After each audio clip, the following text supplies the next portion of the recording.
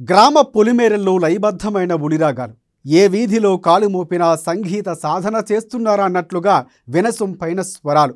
ఇక్కడి కళాకారులు మునులుగా మారి ఏకాగ్రతతో కఠిన శిలలు సుందరమైన విగ్రహాలుగా చెక్కుతున్న దృశ్యాలు చూస్తే మనస్సు పులకరించిపోతుంది. రోజు రోజుకు పెరుగుతున్న ఆధునికతతో ఎన్ని ఒడిదుడుకులు ఎదురైనా ఇక్కడ శిల్పులు మాత్రం పూర్వీకులు అందించిన వృత్తిని కొనసాగిస్తున్నారు. శిల్పకళకు జీవం పోస్తూ అడుగు అడుగులు ఉలి అలికిళ్ళు వినిపించే రామడుగు శిల్పకళపై అమ్మా న్యూస్ ప్రత్యేక కథనం.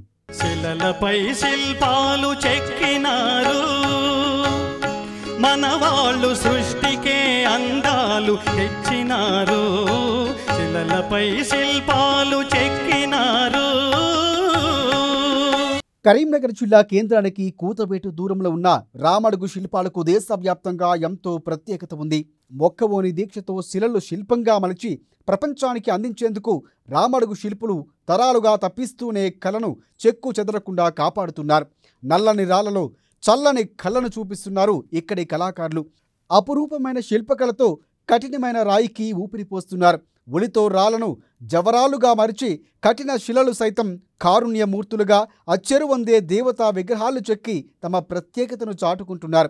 ఇక్కడ చెక్కిన విగ్రహాలు తెలంగాణతో పాటు కర్ణాటక, మహారాష్ట్ర, ఛత్తీస్గఢ్ రాష్ట్రాల్లోని వందలాది ఆలయాల్లో కొలువై నిత్యం లక్షలాది మంది భక్తుల నుంచి పూజలు అందుకుంటున్నాయి. శిలలపై శిల్పాలు చెక్కినారు, మన వాళ్ళు సృష్టికే అందాలు తెచ్చినారు. శిలలపై శిల్పాలు చెక్కినారు.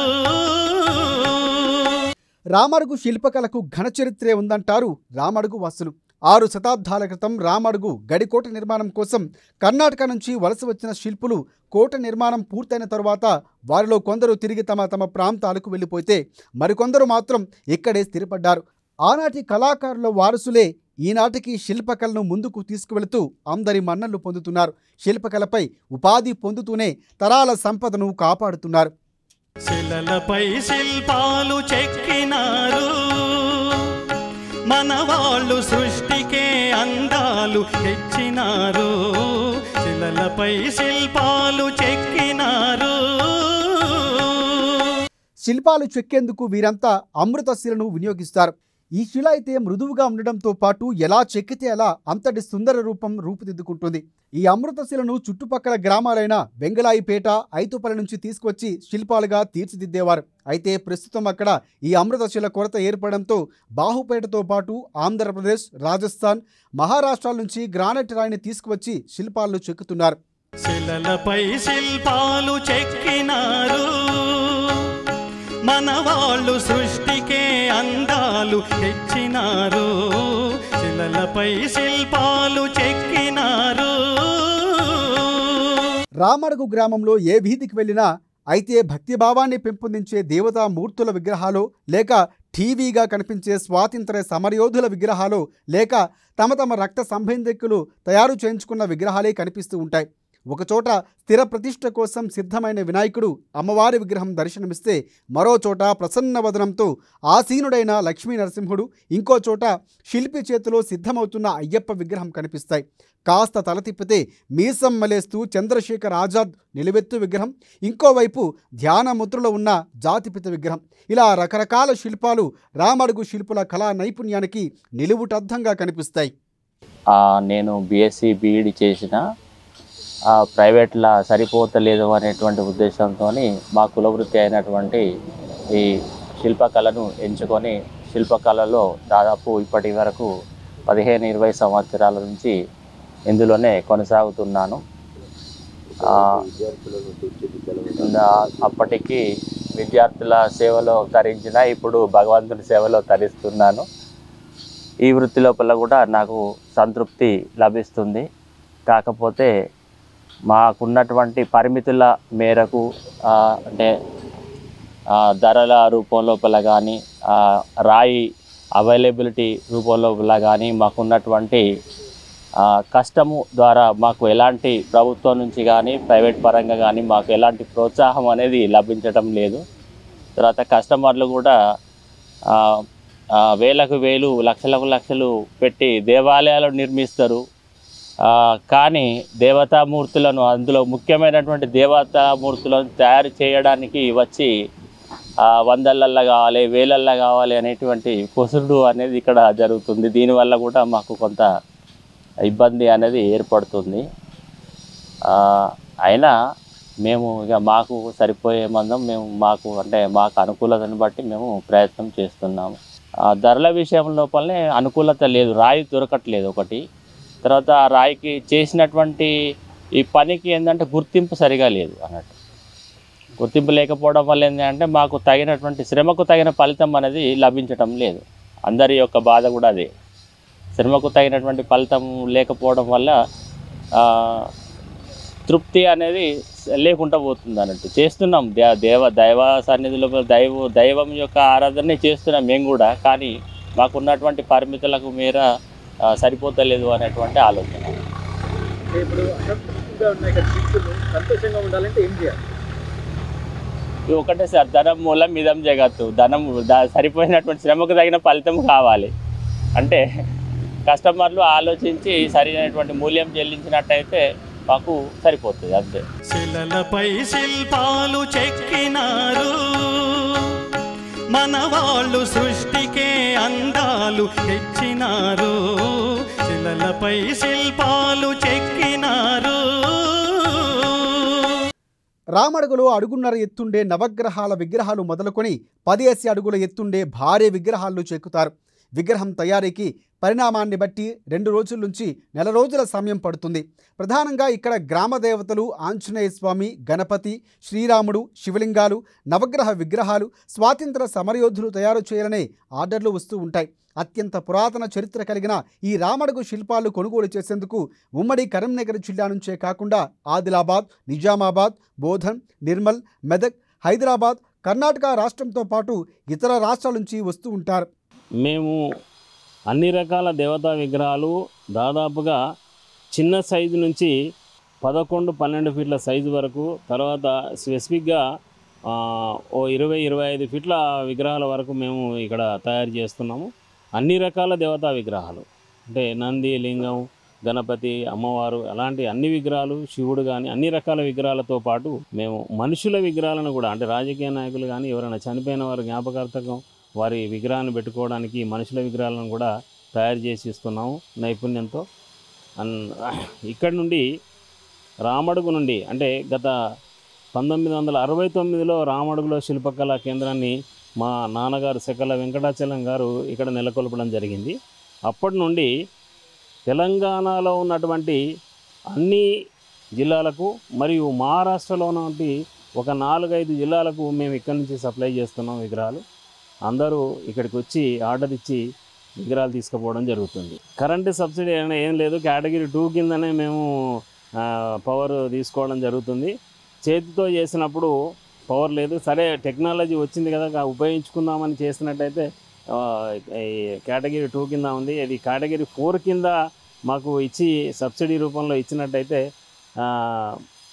మాకు కొంత మంచి చేసినట్టు అవుతుంది, కొంత ఉపాధి కల్పించినట్టు అవుతుందని ప్రభుత్వానికి నిర్ణయిస్తున్నాం. శిలలపై శిల్పాలు చెక్కినారు, మన వాళ్ళు సృష్టికే అందాలు తెచ్చినారు. శిలలపై శిల్పాలు చెక్కినారు. మారుతున్న కాలం, ఆధునికతతో పాటు ఇక్కడ శిల్పకళకు ఇబ్బందులు తలెత్తే రోజులొచ్చాయి. దీంతో చాలామంది శిల్పులు తరాల నుంచి వచ్చిన వృత్తిని వదిలి ఇతర రంగాల వైపు వెళుతున్నారు. ఇన్నాళ్ళు ఉలి శబ్దాలతో మారుమ్రోగిన కేంద్రాలు మూతపడుతూ ఉంటే మరికొంతమంది మాత్రం తాతల నుంచి వచ్చిన శిల్పకళా సంపదను ఆయుధంగా చేసుకొని వృత్తికి జీవం పోస్తున్నారు. ప్రస్తుతం రామడుగులో 60 కుటుంబాలు, సుమారు 300 మంది కళాకారులు ఈ వృత్తిని కొనసాగిస్తున్నారు. పేరు కోటగిరి నిరంజనాచారి. నేను 30 సంవత్సరాల నుండి శిల్పి పని నేర్చుకున్నాను. మా పెద్ద తండ్రుల దగ్గర వాళ్ళ దగ్గర పని నేర్చుకొని 30 సంవత్సరాల నుంచి పని చేస్తున్నాను. ఈ పని చేయడం చాలా కష్టం. ఇప్పుడు మా పిల్లలు మాత్రం చేయడం లేదు. ఈ పనిలో మీకు రాతితో పని చేస్తుంటే చేతిలో దెబ్బలు తాకుతుంటాయి, మిషన్తో చేస్తుంటే తెగుతుంటాయి. కొంచెం ఇబ్బంది ఉన్నా కనుక మా పిల్లలకు మేము నేర్పలేము. మేమే ఇక నేర్చుకున్నాం కదా అని వేరే మాకు పని లేక ఇదే పనిలో మేము కాలం వెల్లడిస్తున్నాం. అంటే ఇప్పుడు ఎలా ఉంది పని? మీకు డిమాండ్ ఉందా? గిరాకీ వస్తుందా? గిరాకులు ఏం తక్కువ ఉన్నాయి ఇప్పుడు మాకు. ఎందుకంటే వేరే పని చేయలేక ఇదే పనిలో వండుకుంటా వచ్చిన గిరాకీని పట్టుకుంటా పని చేసుకొని మేము కుటుంబం వెళ్ళేసుకుంటాం. అంటే ఒక నెలకి ఎంత సంపాదించాలి, ఎంత పని చేయాలి? అది మాది నెలకు అంటే జీతం లెక్క కాదు, పని ఉన్నప్పుడు చేసుకుంటాం. ఒకసారి మంచి ముహూర్తాలు ఉన్నప్పుడు విగ్రహాలు తీసుకెళ్తారు, లేకుంటే మాకు వాటినే ఉంటుంది. మూడంలో మీ దగ్గర ఎలాంటి విగ్రహాలు తయారు చేస్తారు? నేను ప్రతి ఒక్క విగ్రహం తయారు చేస్తాను. అంటే ఇప్పటివరకు ఏమేమి విగ్రహాలు తయారు చేస్తారు? చాలా విగ్రహాలు తయారు చేస్తాను. అంటే చేసిన దేవతా విగ్రహాలలో రాజకీయ నాయకులు ఉంటాయి కదా? రాజకీయ నాయకులే కాదు కానీ దేవతా విగ్రహాలు చాలా చేస్తున్నాను. అయ్యప్ప విగ్రహం, శ్రీరాముడు, ఎల్లమ్మ, పోచమ్మ, చాలా విగ్రహాలు నేను చేసాను. ఎప్పుడైనా బాధపడ్డారా? నేను ఈ వృత్తి వచ్చినా అని చెప్పేసి ఎప్పుడైనా బాధపడ్డాం. ఎందుకంటే ఒకసారి ఆర్థిక పరిస్థితులు పనులు లేక కొన్ని రోజులు ఇబ్బంది పడ్డాం. ఆ విధంగా మేము బాధపడ్డాం. ఒకసారి పని వచ్చినప్పుడు ఇలా పొదుపు అయితే మాకేం డబ్బు ఉండేది కానీ వచ్చిన పైసలు కుటుంబం ఖర్చులకే వెళ్ళిపోతుంటాయి. అసలు మీకు ఎలాంటి సపోర్ట్ కావాలి? గవర్నమెంట్ నుంచి మీకు ఎలాంటి సపోర్ట్? మాకు ఆర్థిక సహాయం చేయాలి, కొంచెం టూల్స్ అట్లాంటి పనిముట్లు అవి ఇవ్వాలి. మాకు ఈ పని వాళ్ళు చేయలేరు, వాళ్ళు చదువుకుంటున్నారు, ఏదో ప్రైవేట్ దానిలో ఎన్నో చిన్న చిన్న ఉద్యోగాలు చేసుకుంటూ వాళ్ళు బతుకుతారు. అప్పటి పనికి ఇప్పటి పనికి ఏం తేడా ఉంది? మీ తాతల అంటే మీ తండ్రుల నాటి పనికి ఇప్పుడు మీరు చేస్తున్న పనికి తేడా ఏమొచ్చింది? అప్పుడు ఎలా ఉంటే ఇప్పుడు ఎలా ఉంది మీ పని? ఇప్పుడు కొంచెం పని చేసేవాళ్ళు కొంచెం పని మెరుగ్గా చేస్తుండ్రు, అప్పుడు కొంచెం మోటుగానే ఉండే వరకు. శిలలపై శిల్పాలు చెక్కినారు, మన వాళ్ళు సృష్టికే అందాలు తెచ్చినారు. శిలలపై శిల్పాలు చెక్కినారు. తమ పూర్వీకుల నుంచి వస్తున్న ఈ శిల్పకళ పట్ల ఎంతో శ్రద్ధ చూపిస్తూ ఉంటారు ఇక్కడి శిల్పులు. ప్రభుత్వ తీరుతో రోజు రోజుకు శిల్పకళ దయనీయ పరిస్థితులు ఎదుర్కొంటూ ఉన్న తమ వృత్తిని మాత్రం వీడలేమని రామడుగు శిల్పులు చెబుతుంటారు.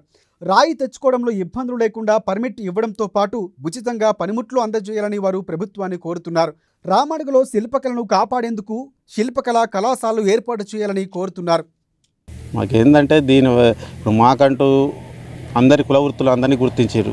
మాకంటూ ఈ బ్రాహ్మణుల ఈ శిల్ప వృత్తి అనేది మన తెలంగాణలో ఇక్కడ రాముడు ఒక్క దగ్గరనే ఉందండి. మాకంటే ఏంటంటే మాకు ఒక భూమి జాగా కానీ ఒక షెడ్ కానీ నిర్మించి మాకు సరైన పనిముట్లు, కరెంటు, విద్యుత్ సదుపాయం కల్పిస్తే ఇంకా రాను ముందు తరాలు కూడా డెవలప్ అయ్యే అవకాశం ఉంటుంది ఈ కళావృత్తిని నమ్ముకొని.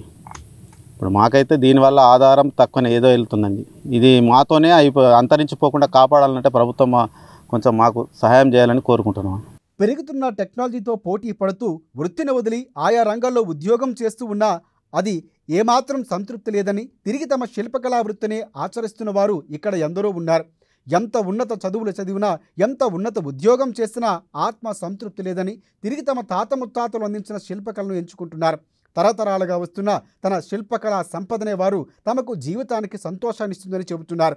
కాకతీయుల కాలం నుంచే ఇక్కడ శిల్ప సంపద అనేది ఉంది.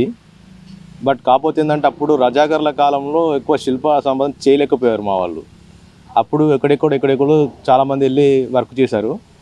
ఈ తెలంగాణలో మాత్రం ఒక రామడుగులో మాత్రం విశ్వకర్మలు, శిల్పాచార్యులు మాత్రం రామడుగులో మాత్రం మిగిలిపోయారు. అంటే ఇప్పుడు ఇక్కడ ఉన్న శిల్పులు ఇక్కడి వారైనా లేకపోతే వేరే ప్రాంతం నుంచి వచ్చి ఇక్కడ స్థిరపడ్డారు? ఆ కాలంలో అంటే అది చరిత్ర, అది కొన్ని వందల సంవత్సరాలు చెప్తున్నాను కదా. కాకతీయుల కాలంలో రజాకర్ల పాలనలో ఎక్కడెక్కడ వెళ్ళిపోయిన వల్ల విశ్వకర్మలు ఓన్లీ రాముడులో మిగలడం జరిగింది. ఇది శతాబ్దాల చరిత్ర అని అంటున్నారు ఈ కళకి. అయితే మొన్న ఈ బావుపేట అయినా ఇవన్నీ గ్రానైట్లని మొన్న అంతకుముందు ఈ శిల్ప అంటే ఈ రాయిని ఎక్కడ ముడిసరికి ఎక్కడ? అంతకుముందు ముడిసరుకు మనకు భూమి లోపల నుంచి శిల్పికి వాళ్ళ ఉలికి చెక్కడానికి ఏది అనుకూలంగా ఉందో ఆ రాయిని తీసుకొచ్చి చేసేవాళ్ళు. ఇప్పుడు ఆ ముడిసరుకు తేవడానికి కొంచెం ఇబ్బందిగా ఉంది. ఆ ప్లేస్ ఏంటంటే అది చెక్కేదాకా మనకు కస్టమర్ టైం ఇవ్వట్లేదు. యాక్చువల్లీ అది మిషన్కి తెగదు, రాయి చేయితోనే చేయాల్సి ఉంటుంది. కస్టమర్ మాకు అంత టైం ఇవ్వడం లేదు. శిలలపై శిల్పాలు చెక్కినారు, మన వాళ్ళు సృష్టికే అందాలు తెచ్చినారు. శిలలపై శిల్పాలు చెక్కినారు, శిలలపై శిల్పాలు చెక్కినారు, మనవారు సృష్టికే అందాలు తెచ్చినారంటూ ఆచార్య ఆత్రేయ రాసిన పాట రామడుగు కళాకారులకు అచ్చు గుద్దినట్లుగా సరిపోతుంది. అయితే పెరుగుతున్న ఆధునిక పోకడలు, దళారుల ఇతర ప్రాంతాల నుంచి నాణ్యత లేని విగ్రహాలు తీసుకువచ్చి తక్కువ ధరకే విక్రయించడం ఇక్కడ శిల్పకళను మసకబారేలా చేస్తుంది. ప్రభుత్వం ఇకనైనా స్పందించి ఇక్కడ శిల్పుల సమస్యలను పరిష్కరించి మసకబారుతున్న రామడుగు శిల్పకళకు పూర్వ వైభవం తీసుకురావాలని కోరుకుందాం. ఇదండి రామడుగు శిల్ప కళాకారుల జీవన గాథలు. అయితే కేంద్ర రాష్ట్ర ప్రభుత్వాలు ఇప్పటికైనా స్పందించి శిల్ప కళాకారుల కోసం ఏదైనా ప్రత్యేక చర్యలు తీసుకుంటారని వారంతా ఆశిస్తున్నారు. కెమెరా పర్సన్ అరుణ్తో శ్రీకాంత్, అమ్మా న్యూస్, రామడుగు. శిలలపై శిల్పాలు చెక్కినారు, మన వాళ్ళు సృష్టికే అందాలు తెచ్చినారు. శిలలపై శిల్పాలు